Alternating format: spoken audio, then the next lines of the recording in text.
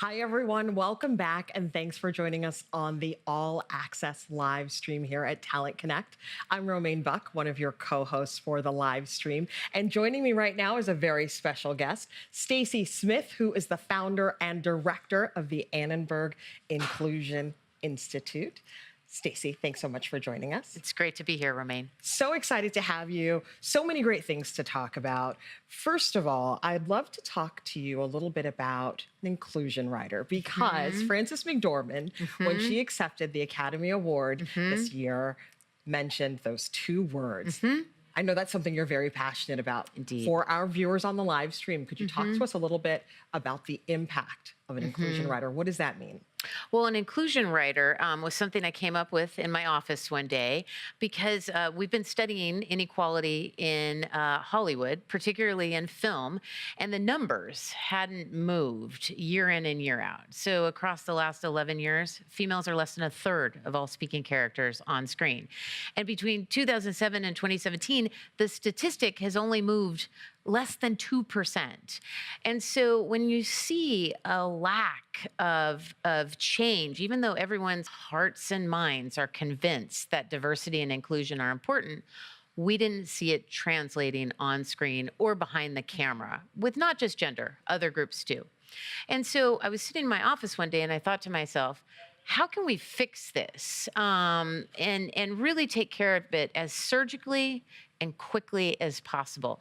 And it just came to me, well, if A-listers, talent on screen with the most power, changed their contracts and had target provisions in those contracts to make sure that the deep bench of talent by gender, race, ethnicity, LGBTQ status, people with disabilities, age, if they could audition and be considered across the entire ecosystem of a story in a film, we might actually have a shot of moving these numbers that don't move at all based on the research that we've done.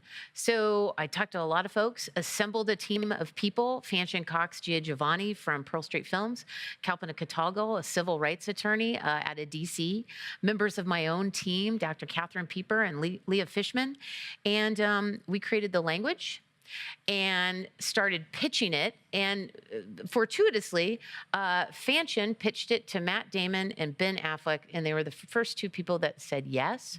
We developed the language, but unbeknownst to me, Frances heard about it and took it straight to the Academy Award stage, and eruption followed afterwards. And my life has been changed, as well as the co-authors' lives have been changed ever since. Let's talk about that eruption. What have you seen happen as a result of that global explosion by Frances McDormand and bringing attention to that on a huge scale? Well, I think a couple of things. One, I don't think people realize the power that they have contractually. When they're in a position of influence, you can make demands for things that are really important to the pipeline of talent that may not have the same access or opportunity that you do.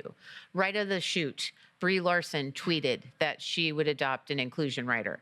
Paul Feig, Matt Damon and Ben Affleck went public. I did a presentation to William Morris Endeavor, and Ari Emanuel within 6 minutes said, I want all talent to have the opportunity to say yes to this contractual provision if they're interested.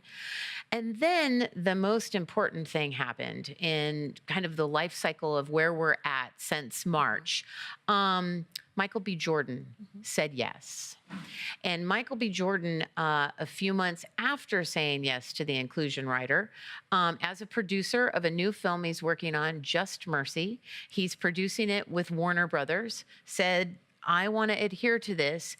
Warner Brothers took the inclusion writer provision, came up with an inclusion policy that now applies across Warner Brothers film and television content. So that young man took his power not on a single project, but catapulted it up to the head of that film division, and now it's metastasized in the best way at Warner Brothers.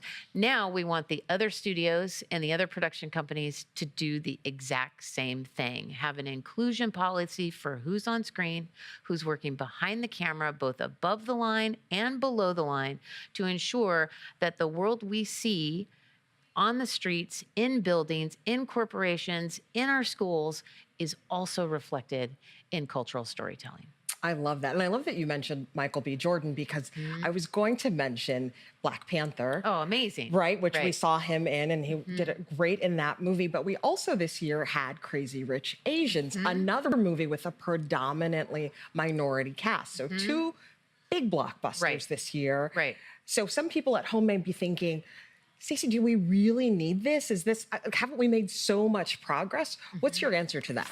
No, we're in a state of crisis when it comes to cultural storytelling. And let me tell you why.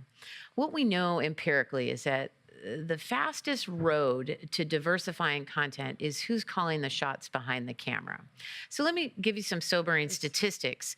Across 1,100 films, 1,223 directors, only 4% of directors are women. 4%. Now, what's even worse than that, only 8 of that 4%, 8 women are women of color. 4 Black women, 3 Asian women. It's actually only 2 Asian women because one worked twice on the Kung Fu Panda franchise, and 1 Latina. So we are seeing an erasure of access and opportunity, particularly for women behind the camera, but even more specifically, women of color. Now, why does this matter? You have more girls and women on screen when you have a female director. You have more girls and women at the center of the story. You have more women 40 years of age or older in storytelling, which is good news for someone like me. You have more racial and ethnic diversity on screen, and you see more women being hired in key production roles behind the camera. So we see these one-offs that are extraordinarily successful, but Crazy Rich Asians, Black Panther, both directed by men. We need women to have the same opportunities as their male counterparts. So stories like Girls Trip and Wonder Woman and Star Wars and Beauty and the Beast and all of those making not only a small amount of money at the box office, but also hundreds of millions of dollars, that women are getting the opportunities across all of those key storytelling opportunities, just like men in the industry do. And we're not going to stop until we see that realized in film in particular. Yeah, no, those really were some sobering statistics that you spoke of. Is there anything that the consumer can do to help move this conversation forward? Because we talked about a lot of stars Sure. who are doing big things. What can the people on the live stream, what can the consumers Absolutely. out, the movie going public? I think there's 3 things. One, when you like something, take or if you see a group erased on screen, take to social media. Right? If you see a lack of authenticity, if you know that transgender actors aren't getting the opportunity to audition and be cast for roles involving transgender characters, consumers can take to their social media platforms and challenge these multinational companies or production companies for the decisions that they're making. Secondly, consumers have to vote with their dollars, right? Opening weekend, you need to be out there, whether you're seeing the film or not. You have to grab a ticket and support diverse and inclusive storytelling that really draws you in.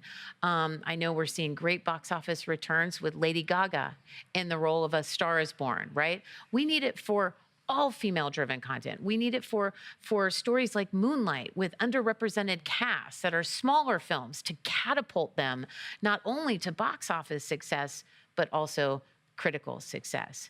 And for those that are watching that actually are shareholders of these companies, ask these companies to do more and be an activist amongst the shareholder community, and ask these companies, are your boards diverse? Is the content that you see on screen diverse, and who's getting to work behind the camera? And hold these companies accountable, because it should have dividends for those corporations. So be loud, be vocal, be as noisy as possible, and get the attention of these folks to create change. And don't stop until you get a response. And that's what we're seeing over the last year. We're seeing individuals in the entertainment industry, female actors in particular, just taking over social media and demanding more from the industry that they work for. Fantastic. Stacy Smith, thank you so much for joining us for the conversation today. Really great advice. Really appreciate you taking the time out of your schedule to be here.